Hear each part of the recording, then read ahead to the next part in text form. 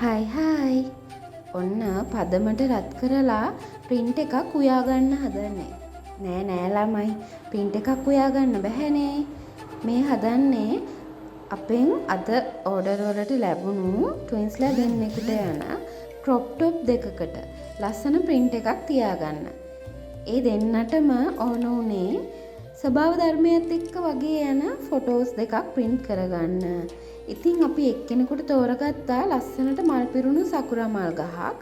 අනිත් එක්කෙනාට ලස්සන ලීව් එකක් කොලයක්. බලන්නකෝ බොහොමියෙන් ප්‍රින්ට් එකක් යන ලීව් එකක් තමයි අනිත් කෙනාට තේරුවේ.